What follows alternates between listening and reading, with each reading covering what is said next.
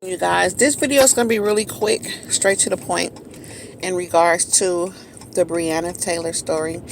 I hope all of you guys have already got wind of the outcome, the verdict of what happened. For those of you that hasn't, please look it up, because my goal is not to reenact or to go over again and again what could have been possibly done. It couldn't have been done. My goal is just to compare and contrast logics to how we are Brianna Taylor in our own way. And the reason why I feel we are a Brianna Taylor in our own way is because the conclusion of the story is that her murder, her being killed, was justifiable to the public's eye because it was proclaimed allegedly that this young lady was involved in gang violence, involved in drug conspiracies, drug trafficking, whatever they want to call it. And the reason why I said they feel it's justifiable because now that this is being put in the public eye, you have people saying that she deserved it. What happened. They have no empathy for her. They lack a lot of sympathy for her because they felt when you're involved in that environment, that's how the cookie should crumble. And so why I say it's compared to us, because we do not know for a fact that this to be true. This young lady was an EMT, and in order to be an EMT, you have to have a lot of backgrounds, checks. And the thing that bothers me in real life, I worked in the hospital for years and I still work in the medical field, and you have to get extensive background checks. Sometimes the background checks take a whole month because they go above and beyond the FBI check and all that. So if I got hired in these positions, how can I be classified for who they are classifying me to be? I would not have got hired. They have the authority to, even when they hire you and come to you and say, hey, this came up, we must fire you. But for some instance, that's not what's going on. They just sit there and harass you as if you are some criminal. So I don't understand how other employees are allowing that to happen. If I was an employee and I went through all these background checks, and then this person come, but y'all tell me this person is a criminal, that I gotta follow them around the office and I gotta watch them, I would say no, that person needs to be gone and fired. But that's not what they're doing. Also, amongst talking to one of my siblings, we was talking about the Brianna Taylor story, and I said, oh, did you hear how they trying to slander her name now and saying she was involved in all these criminal activity? My sister goes, how? Don't you gotta have background checks and all this to be in that field? I say, yeah, the same thing.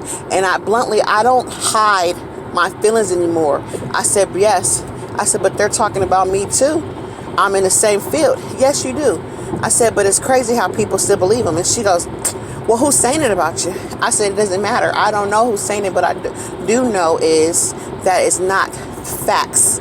And we got to get to the bottom of why, and not why, but get to the bottom of understanding that their people are being falsely accused of things that they're not doing.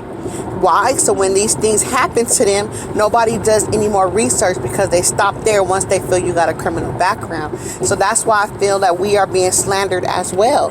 Because let something happen where the police is tired of you and they take you out by running into your house, your protective sanctuary that you call home, and slaying you in your own property when you're not even bothering them. Because a lot of us that are targeted, we refuse to bother people.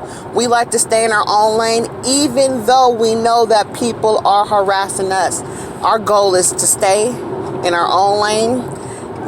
I know you're bothering me. I know you're here to harass me. We pray over it and we keep going, right? But for some reason, our spirits, because it's a spiritual battle, is so strong they want to take us out.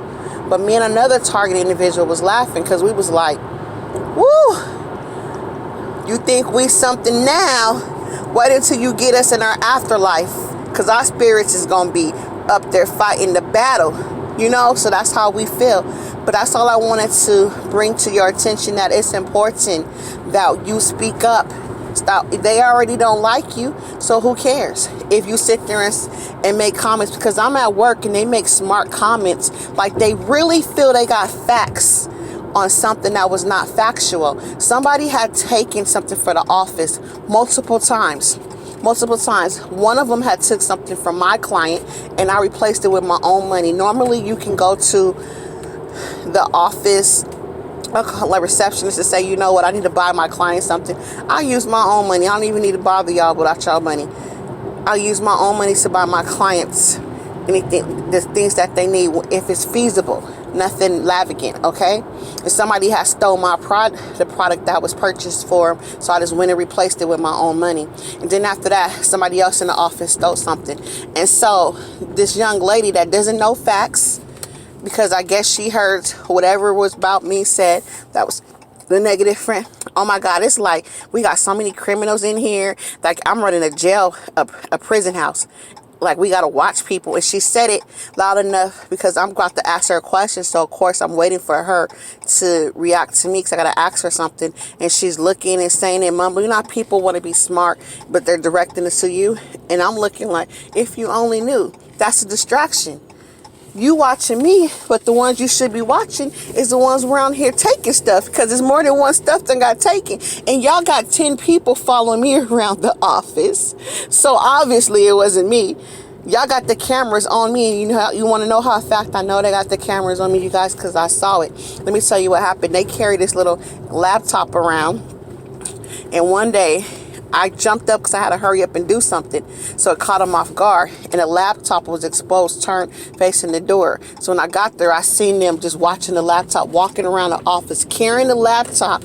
And every time I go from a different room, there's one person implemented each day to follow me from room to room. And I was like, that's how they doing it. Because I was looking like, dang, if I go to the bathroom, how this person knows how to jump up and they in a whole nother room. They have people, different people per day to be on watch. Isn't that sad? Isn't that sad?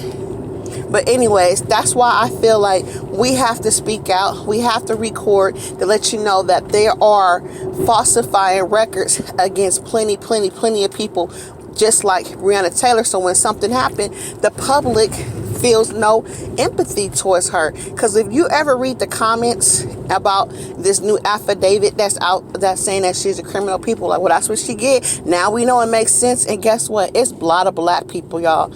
So it's hard to feel sorry for my black community, because when things happen, we don't know how to search and get facts. We believe anything I was told. There is a project called Mockingbird. Google that, everybody. The Mockingbird Project, where it was implemented in the media for them to falsify against people in order to put criminal activity against them to get them out the way. Google that. Mockingbird Project. Google Project Paperclip. All of these, COINTELPRO, all these are same tactics that was used to falsify information against people, to implement creating a false record against them to get them out the way. So that's all I wanted to say. We are Brianna Taylor, but we can't end being in silence like Brianna Taylor, because who knows if she was a target and knew it, because it was all her ex that was doing this stuff, not the current ex-boyfriend. Talk to you guys later.